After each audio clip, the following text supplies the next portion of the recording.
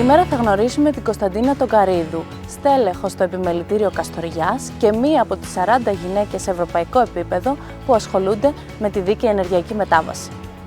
Κωνσταντίνα, καλώς ήρθατε στη σειρά Regional Women Innovators. Βρισκόμαστε σε ένα ιδιαίτερο μέρος εδώ στην Καστοριά και χαιρόμαστε πάρα πολύ που θα σε γνωρίσουμε καλύτερα. Εγώ θα ήθελα να σας ευχαριστήσω πάρα πολύ για την πρόσκληση να συμμετέχω και σας καλωσορίζουμε επίσης σε αυτό το πολύ ωραίο μέρος της Καστοριάς, στο αρχοντικό της ΑΣΙΑΠΑ.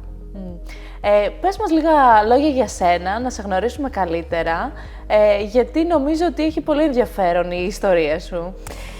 Η ιστορία μου έχει ως εξής. Κυρίως θα σας πω την ενασχόλησή μου με τα θέματα περιβαλλοντολογικά και ενεργειακά.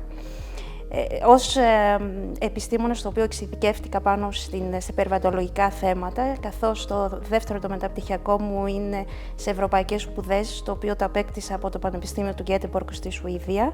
Όπως γνωρίζετε, οι βόρειες χώρες έχουν ιδιαίτερη περιβαλλοντολογική συνείδηση και αναδύουν πάρα πολλοί θέματα που έχουν να κάνουν με το περιβάλλον. Οπότε η κατεύθυνση στην οποία πήρα στο μεταπτυχιακό μου είχε να κάνει με το περιβάλλον και η διατριβή μου ήταν πάνω στη δίκαιη μετάβαση.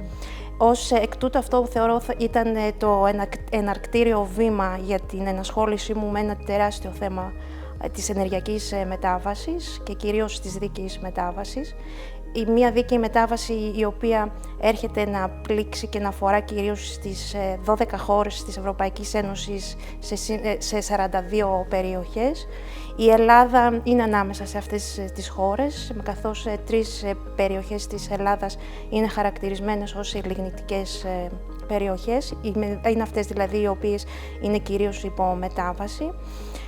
Θα έλεγα ότι αυτό το συγκεκριμένο το θέμα μου έχει δώσει την δυνατότητα να έρθω σε επικοινωνία και με άλλες γυναίκες οι οποίες ασχολούνται με το θέμα της δίκαιης μετάβασης σε ευρωπαϊκό χώρο.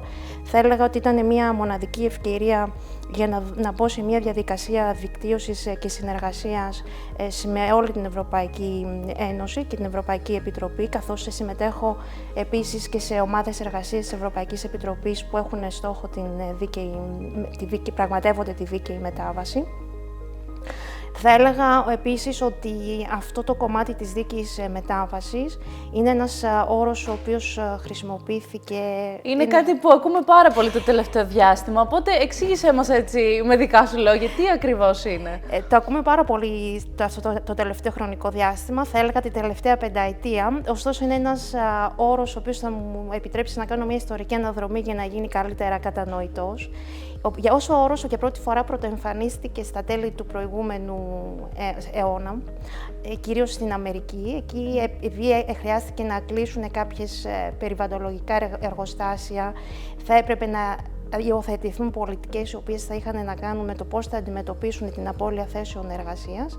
Οπότε υιοθετήθηκε ο όρος της δίκαιης μετάβασης για να εστιάσει κυρίως στην ανθρώπινη διάσταση της μετάβασης.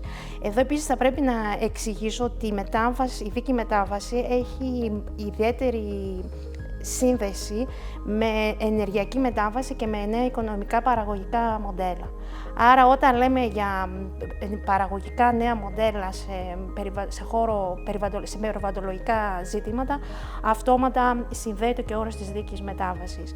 Έτσι, όταν τα ευρωπαϊκά κράτη ψήφισαν την Ευρωπαϊκή Πράσινη Συμφωνία το 2019, εκεί ξαναϊοθετήθηκε ο όρος της δίκαιης μετάβασης, ακριβώς για να τονίσει την κοινωνική και την ανθρώπινη διάσταση, και το λένε πάρα πολύ χαρακτηριστικά ότι η δίκαιη μετάβαση δεν θα πρέπει να έχει κανέναν αποκλεισμό και να μην αφήνει κανέναν στον περιθώριο. Θέλησαν δηλαδή μέσα από αυτόν τον όρο να τονίσουν ότι εκτός από την μετάβαση σε νέα παραγωγικά οικονομικά μοντέλα, δεν θα πρέπει να ξεχνάμε ότι πίσω από τα μοντέλα, πίσω από τα στατιστικά, πίσω από τους αριθμούς υπάρχουν άνθρωποι. Άνθρωποι οι οποίοι επηρεάζονται πάρα πολύ μέσα από αυτή την αλλαγή του παραγωγικού μοντέλου, γιατί απλά να το θέσουμε, ανακοινώνεται σε κάποιους ανθρώπους ότι ξαφνικά λόγω των κλείσιμων των λιγνητικών μονάδων θα πρέπει να αλλάξουν, θα πρέπει να χάσουν τη θέση εργασίας τους και θα πρέπει να βρουν μια καινούρια θέση εργασίας σε ένα νέο παραγωγικό μοντέλο. Αυτό, όπως καταλαβαίνω, έτσι στο κομμάτι της Δυτικής Μακεδονίας, που ουσιαστικά παίζει και πολύ μεγάλο ρόλο με τις λιγνητικές μονάδες. Πες μας λίγα λόγια πώς επηρέασε τον πληθυσμό και τι πρόκειται να γίνει το επόμενο διάστημα. Επειδή ακριβώς θεωρήθηκε ότι αυτή η δίκαιη μετάβαση και η αναλλαγή σε ένα νέο παραγωγικό μοντέλο δεν μπορεί να γίνει χωρίς να ληφθούν κάποια χωρίς να δοθούν επιπρόσθετα οικονομικά κίνητρα και κάποιες επιπρόσθετες, θα έλεγα έτσι, πολιτικές εναλλακτικής λύσης. Γι' αυτό το λόγο η Ευρωπαϊκή Επιτροπή ήταν αυτό το οποίο θέσπισε το λεγόμενο το μηχανισμό της δίκαιης μετάβασης. Αυτός ο μηχανισμός λοιπόν της δίκαιης μετάβασης, εκεί περιέχει το Ταμείο Δίκαιης Μετάβασης. Η Ελλάδα ήταν από τις πρώτες χώρες τις οποίες εγκρίθηκε το πρόγραμμά της για τη δίκαιη μετάβαση. Ήταν μάλιστα η πρώτη χώρα στις οποίες έγινε η έγκριση του συγκεκριμένου σχεδίου και εκταμιεύτηκε ένα ποσό, μάλλον έχει προϋπολογιστεί για να χρηματοδοτηθεί η περιφέρεια της Δυτικής Μακεδονίας με το ποσό των 1,2 δις. Αυτό το ποσό των 1,2 δις έχει εξατομικευτεί και έχει σε συγκεκριμένες πολιτικές οι οποίες θα πρέπει να εφαρμοστούν, που έχουν να κάνουν κυρίως με ενίσχυση των νέων επιχειρηματικών μοντέλων, ενίσχυση ευάλωτων κοινωνικών ομάδων.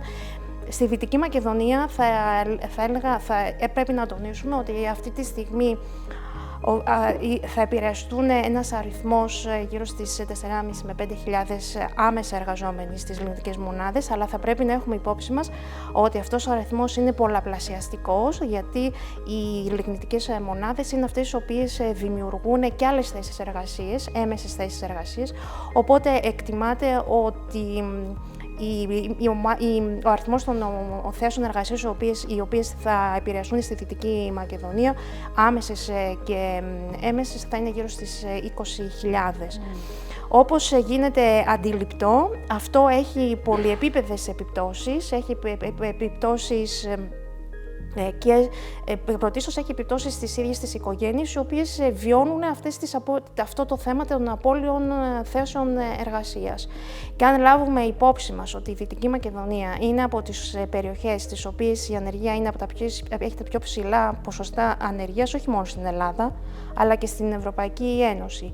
Επίσης, θα πρέπει να πούμε ότι είναι μια περιοχή η οποία έχει συνεχής μετανάστευση τόσο εσωτερική και όσο εξωτερική, με μια ραγδαία γύρανση του πληθυσμού.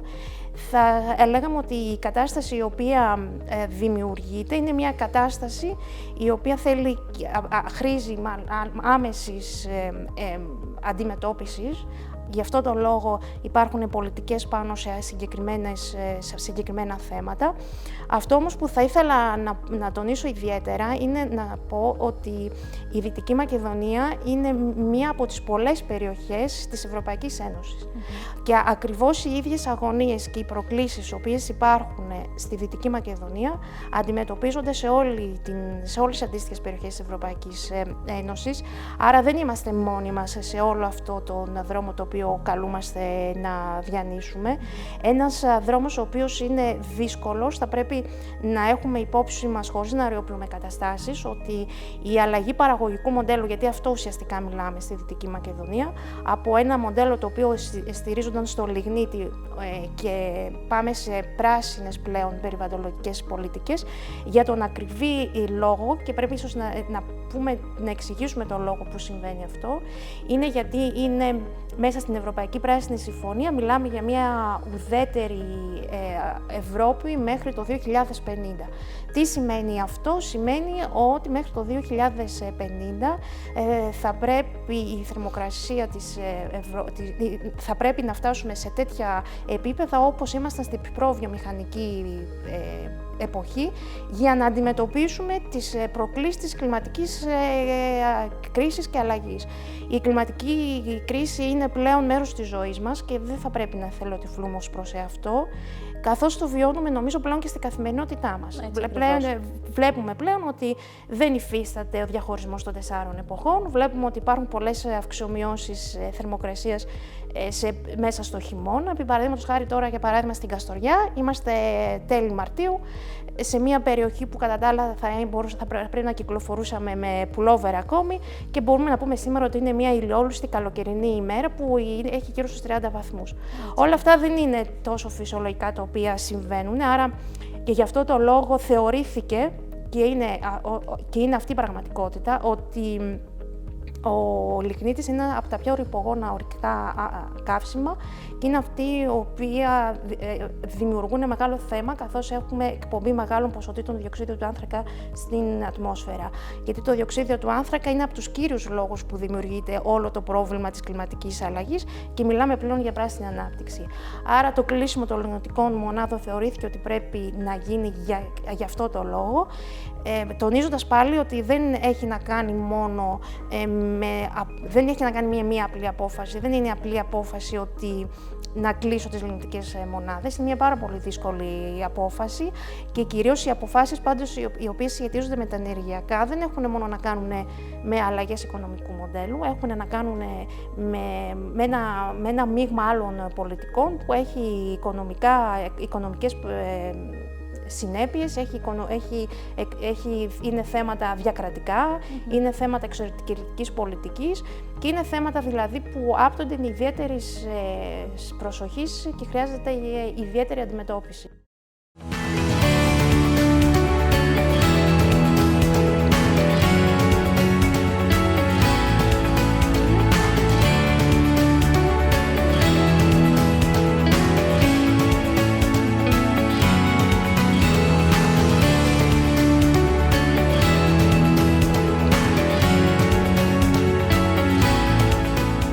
Οι πολιτικές της πράσινης ανάπτυξης θα είναι μέσα στο σχεδιασμό όλης της Ευρωπαϊκής Ένωσης και ιδιαίτερα θα έλεγα ότι η Ευρωπαϊκή Ένωση λόγω του πολέμου που είναι στα σύνορά της και όπως γνωρίζουμε πολύ καλά ήταν ένας πόλεμος που η ενεργειακή πολιτική και η ενεργειακή εξάρτηση των ευρωπαϊκών κρατών μελών από το φυσικό αέριο είχε ως αποτέλεσμα να ήταν όπλο για να αντιμετωπιστεί μια συγκεκριμένη κατάσταση, ειδικά και μετά από τον πόλεμο ο οποίος ξέσπασε στα σύνορά της, είναι ακόμη πιο επιτακτική ανάγκη στο να μπουν στη διαδικασία της πράσινης ανάπτυξης.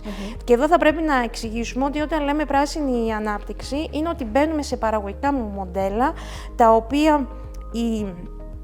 τα οποία θα στηρίζονται σε ανανεώσιμες πηγές ενέργειας και σε καθαρές δηλαδή πηγές ενέργειας οι οποίες δεν δημιουργούν πρόβλημα στο περιβάλλον. Αυτό μιλάμε όταν λέμε πράσινη ανάπτυξη, πράσινη ενέργεια, ανανεώσιμες πηγές ενέργειας και θα αποτελέσουν μέρος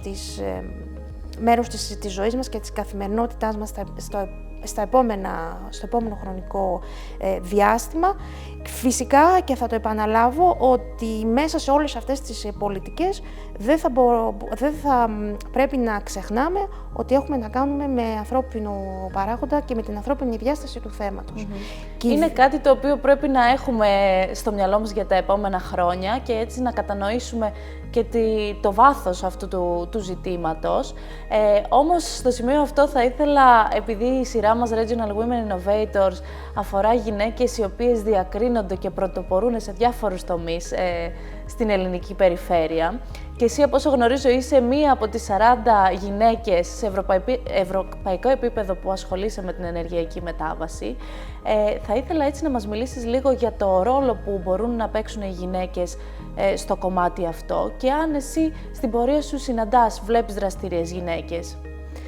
Θα αρχίσω από την τελευταία διατύπωση σου. Πιστεύω πάρα πολύ στη γυναίκα και στις δράσεις της και τη δυνατότητά της και στις δεξιοτεχνίες της, καθώς είναι ένας συνδυαστικός παράγοντας, θα έλεγα, πολλών δυνατοτήτων και πολλών ευκαιριών στους οποίους μπορεί να της δοθεί.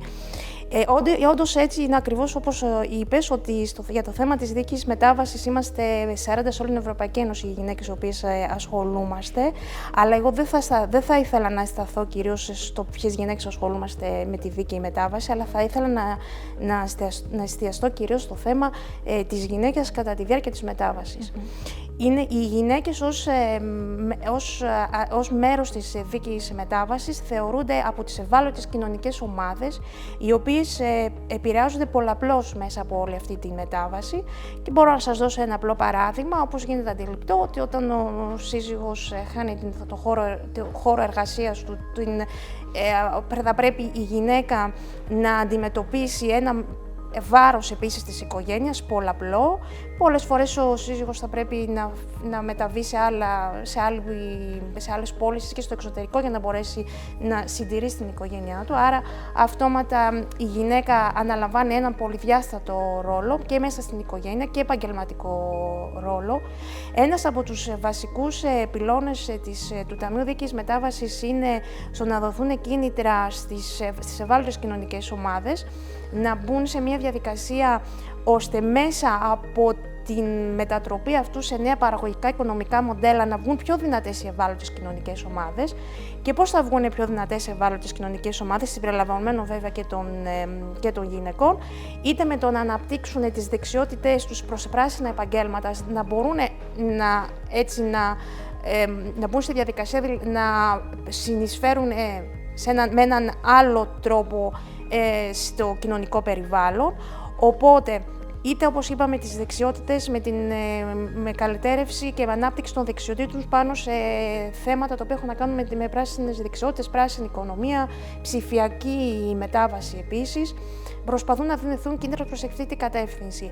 Αλλά αυτό το οποίο θέλω να πω είναι ότι οι γυναίκες μπορούν μέσα από αυτή την αλλαγή του παραγωγικού μοντέλου να δουν κάποιες ευκαιρίες οι οποίες τις ανοίγονται σε επαγγελματικό κυρίως επίπεδο, ώστε να μπουν σε μια διαδικασία στο να ασχοληθούν περισσότερο με θέματα τα οποία έχουν να κάνουν με τα λεγόμενα πράσινα επαγγέλματα και με πράσινα επαγγέλματα, με ανανεώσιμες πηγές ενέργειας και να δημιουργήσουν μέσα από όλη αυτή τη διαδικασία. Ένα πολυδιάστατο λοιπόν ζήτημα, στο οποίο πρέπει να δούμε το ρόλο των γυναικών. Σε ευχαριστούμε πάρα πολύ για την πλούσια συνομιλία μας και για τα πολύ σημαντικά στοιχεία που μας έδωσες. Σας ευχαριστώ πάρα πολύ. Ευχαριστώ εγώ.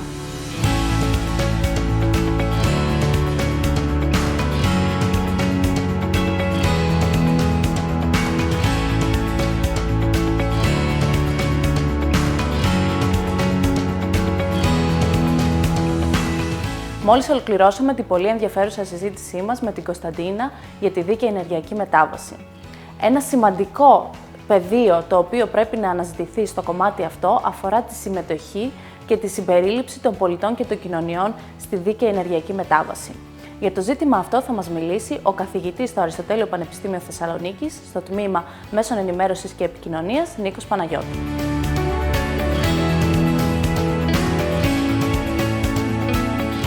Η δίκαιη μετάβαση είναι μια πολύ μεγάλη και σημαντική πρόκληση για τις τοπικές κοινωνίες, αλλά και για τη χώρα μας ευρύτερα. Συνιστά ουσιαστικά μια κατάσταση η οποία απαιτεί τη μετάβαση από ένα μοντέλο σε κάποιο άλλο, που σημαίνει με απλά λόγια ότι θα πρέπει να γίνει πολύ μεγάλη δουλειά προκειμένου οι κοινωνίες να το αγκαλιάσουν, να το πιστέψουν, να το ενισχύσουν και να το υποστηρίξουν. Δεν είναι όμως τόσο απλό και τόσο εύκολο όσο ακούγεται, γιατί προϋποθέτει μια πολύ μεγάλη αλλαγή από ένα υπάρχον οικονομικό μοντέλο το οποίο στηρίχθηκαν οι τοπικές κοινωνίες και αναπτύχθηκαν εδώ και πολλές δεκαετίες και καλούνται σήμερα να το εγκαταλείψουν. Η απόφαση αυτή απαιτεί την εμπλοκή των τοπικών κοινωνιών προκειμένου η μετάβαση αυτή να είναι επιτυχημένη. Σε διαφορετική περίπτωση, όπως έχουμε δει σε μια σειρά από αντίστοιχα ζητήματα παγκοσμίως, θα προκύψουν συγκρούσεις και ταυτόχρονα θα υπονομευθεί η προσπάθεια αυτή, η οποία δεν μπορεί να είναι επιτυχής εάν δεν συμπορευτεί με την κοινωνία. Πώς όμως μπορεί η κοινωνία να πιστέψει, να υποστηρίξει και να αγκαλιάσει ένα τέτοιο ζήτημα? Αυτό μπορεί να γίνει με την άσκηση επικοινωνίας που απαιτεί ουσιαστικά την κινητοποίηση των πολιτών, οι οποίοι θα αναγνωρίσουν και θα κατανοήσουν τις παραμέτρους της μετάβασης αυτής. Αυτό προϋποθέτει μια επικοινωνία η οποία θα μεταφέρει, θα εξηγεί και θα πείθει για τους λόγους που η μετάβαση αυτή καθίσταται αναγκαία, θα αναδεικνύει τα ζητήματα και τις αγωνίες των ίδιων των κατοίκων, γιατί προϋποθέτει εγκατάλειψη ενός οικονομικού μοντέλου που σημαίνει αντίστοιχα με τη σειρά τους εγκατάλειψη μια σειράς από οικονομικές πρακτικές που γνωρίζαμε πριν, και ταυτόχρονα για ένα κομμάτι της κοινωνίας μπορεί να σημαίνει ανεργία, αν θέλουμε να είμαστε ειλικρινείς.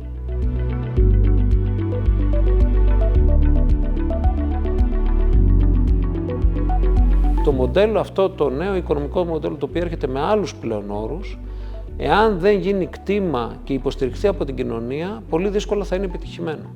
Θα υπάρξουν κοινωνικές εντάσεις, κοινωνικές συγκρούσεις, οι οποίες είναι αμφίβολο αν θα επιτρέψουν και θα δικαιώσουν τον όρο ο οποίος λέγεται δίκαια μετάβαση. Ποια είναι η απάντηση στην προσπάθεια αυτή? Η απάντηση στην προσπάθεια αυτή είναι η χρήση της επικοινωνίας, προκειμένου η ίδια η κοινωνία να εμπλακεί στην υλοποίηση του έργου αυτού. Δεν μιλάμε λοιπόν για μια επικοινωνιακή άσκηση δημοσίων σχέσεων, αλλά μιλάμε ουσιαστικά για μια πρακτική η οποία θα εμπλέκει, θα εξηγεί, θα αναδεικνύει και θα ενσωματώνει τις αγωνίες των κατοίκων, τις αγωνίες του τόπου, αλλά ταυτόχρονα και τις προκλήσεις που συνιστά μια τέτοια αλλαγή. Η κατανόηση της αλλαγής, η υποστήριξη αυτή της αλλαγής περνάει μέσα από την εμπλοκή των ενδιαφερόμενων μερών, που σημαίνει μια σειρά από πολύ συγκεκριμένα βήματα τα οποία πρέπει να γίνουν. Εάν δεν γίνουν αυτά τα βήματα, θα οδηγηθούμε σε αδιέξοδο. Και επαναλαμβάνω ότι δεν θα πρέπει σε καμιά περίπτωση να δούμε την προσπάθεια αυτή ως μια άσκηση ουσιαστικά δημοσίων σχέσεων. Αντιθέτως, απαιτεί ένα πολύ συγκεκριμένο σχέδιο, απαιτεί πολύ συγκεκριμένα βήματα και απαιτεί πολύ συγκεκριμένη πολιτική βούληση και θέληση η προσπάθεια αυτή να έχει αποτελέσματα. Δεν θα πρέπει να ειδωθεί ως μία άσκηση επί χάρτου που καταλήγει σε μια θεωρητική αναζήτηση. Αντιθέτως, η εμπλοκή της τοπικής κοινωνίας απαιτεί να αναδειχθούν τα ζητήματα και οι αγωνίες με τις οποίες θα έρθει αντιμέτωπη. Όχι ένα σχέδιο που θα είναι απλά μια τεχνική άσκηση επί χάρτου, αλλά ένα σχέδιο που θα ενσωματώνει ό,τι θα έχει καταγραφεί μέσα από τη διαδικασία αυτή.